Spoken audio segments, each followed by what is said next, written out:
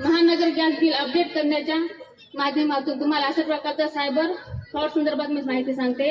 अशा प्रकारचा कॉल येईल किंवा मेसेज येईल किंवा लिंक येईल किंवा व्हॉट्सअप व्हिडिओ कॉल पण येतो आणि त्या संदर्भात तुम्हाला सांगितलं जातं की तुमचं महानगर गॅस बिल संदर्भात मी माहिती अपडेट करा, नाही तर तुमचं गॅस बिल हे कट करण्यात येईल।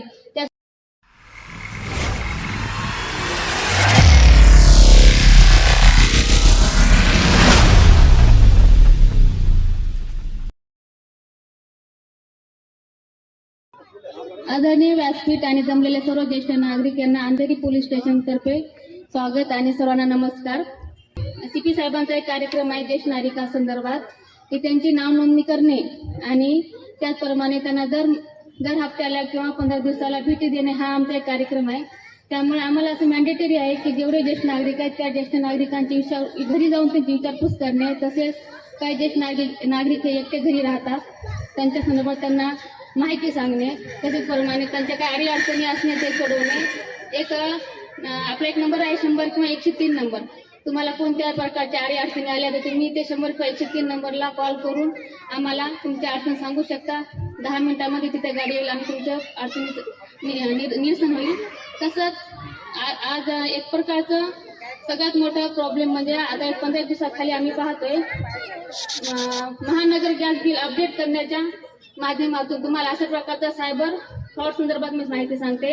अशा प्रकारचा कॉल येईल किंवा मेसेज येईल किंवा लिंक येईल किंवा व्हॉट्सअप व्हिडिओ कॉल पण येतो आणि त्या संदर्भात तुम्हाला सांगितलं जातं की तुमचं महानगर गॅस बिल संदर्भात मी माहिती अपडेट करा, नाही तर तुमचं गॅस बिल हे कट करण्यात येईल। त्या संदर्भात बऱ्याच नागरिकांना हे माहीत नसतं, विशेषतः ज्येष्ठ नागरिकांना हे हॅकर लोक लक्ष ठेवून आहेत, हे कारण हे लोक जाळ्यामध्ये फसतात आणि या 15 दिवसामध्ये जास्तीत जास्त ज्येष्ठ नागरिक येत आहेत की त्यांच्या संदर्भात 1 लाख, 1.5 लाख, 2 लाख अशा प्रकारचं त्यांचं माहिती दिल्यामुळे त्यांचं खात्री काम होतं। अशा संदर्भात मी एकच सांगेल, अशा प्रकारचा कोणताही तुम्हाला कॉल आला तर प्लीज कोणत्या प्रकारची माहिती शेअर करू नका, त्यांना OTP शेअर करू नका किंवा काहीही शेअर करू नका। ते एकच सांगतात की तुम्ही कॉल बंद करू नका, तुम्ही व्हिडिओ कॉल करतात आणि तुम्हाला ते लिंक पाठवली जाते। ती link APK file link update केली की तुमची सर्व माहिती त्याच्याकडे जाते आणि तुमचं नंतर तुम्हाला मेसेज होतो की तुमचे बँकेतून खात्यातून पैसे तुमचे गेलेले आहेत। या संदर्भात कोणत्या प्रकारचे OTP किंवा माहिती शेअर करू नका। आणि असंही तुम्हाला कधी वाटलं की आता आपले पैसे वगैरे कट झालेत तर तुम्ही 1930-1930 लवकरात लवकर जेवढं तुम्हाला कळेल लवकरात लवकर कॉल करायचा त्यांना आणि ती माहिती सांगायची, जेणेकरून तुमचे जे पैसे गेलेत ती थोड्याफार का होईना प्रमाणात ते वाचल्या जातील। नंतर प्रोसेस सुरू राहील आमची FIR वगैरे करणे आणि पुढचा तपास करणे। पण ह्या काय गोष्टी आहेत ते तुम्ही लक्षात ठेवा, कोणत्याही प्रकारची माहिती कोणत्याही सायबर कॉल किंवा तुम्हाला असा कॉल आला तर कोणत्याही प्रकारची माहिती शेअर करू नका। आणि ज्येष्ठ नागरिकांना जे जास्त बळी पडत आहेत, आता काल परवा 15 दिवसाखाली एक हे आलं होतं, एक जोडपं आलं होतं, जे ज्येष्ठ नागरिक होते त्यांच्या खात्यातून जवळजवळ 7.5 लाख रुपये गेलेत, हे त्यांना माहिती नव्हतं आणि ते आले तेव्हा त्यांना आपण पाहू पण शकत नव्हतं त्यांची परिस्थिती कशी असेल, हातपाय थरथर कापत होतात। आणि त्यानंतर आम्ही प्रोसेस केली पुढची, आमच्या पद्धतीने जेवढे होईल त्यांना मदत केली आणि FIR नोंद केला।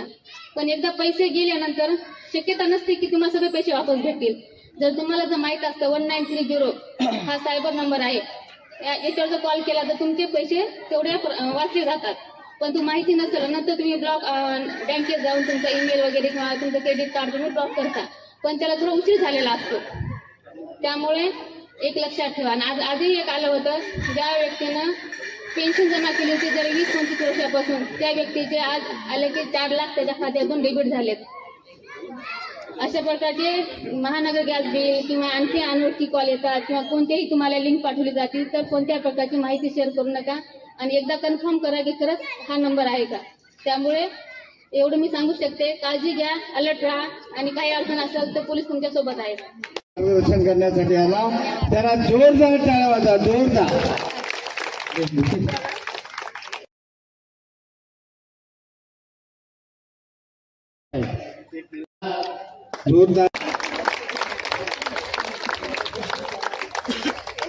मध्ये अननोन नंबरवरून तुम्हाला सांगितलं जाते की मी पोलीस ऑफिसर बोलतोय आणि तुम्ही कोणत्या आता तुम्ही कॉल कट करू नका। कॉल जर कट केला तर तुमचं लगेच तुमच्यावर FIR होईल किंवा तुमच्या मुलावर आम्ही मुलगा ताब्यात घेतला किंवा तुमच्या मुलावर एफआयआर होईल अशा प्रकारे येऊन तुम्हाला आणि एकदम ते असं बोलतात, हरासमेंट करतात की तुम्हाला समजत पण नाही की तो आपण त्यामध्ये जायच प्रोसेस चालवले आहे.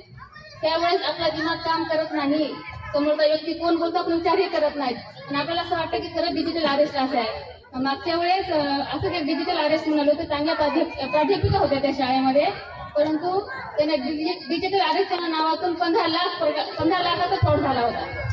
आणि जेव्हा कधी कळलं, जेव्हा त्यांना 15 लाख गेले तेव्हा कळालं. 1 लाख गेले, 2 लाख गेले तर कुठेतरी थांबायला पाहिजे, पण नाही, विचार नाही, 15 लाख गेले. आणि एक प्राध्यापिका आहे त्यांना समजूतदार आहे, सगळं माहिती आहे त्यांना अशा प्रकारे, तरी पण त्याच्यातून ही चूक झाली. त्यामुळे अशा प्रकारचं डिजिटल अरेस्ट म्हणून तुम्हालाही एक सांगू, कोणत्या प्रकारचे डिजिटल अरेस्ट नसते. पोलीस कधीही कुणाला अशा प्रकारचे अटक करत नाही आणि त्यामुळे तुम्ही याच्यापासून सावध राहा आणि अलर्ट राहा.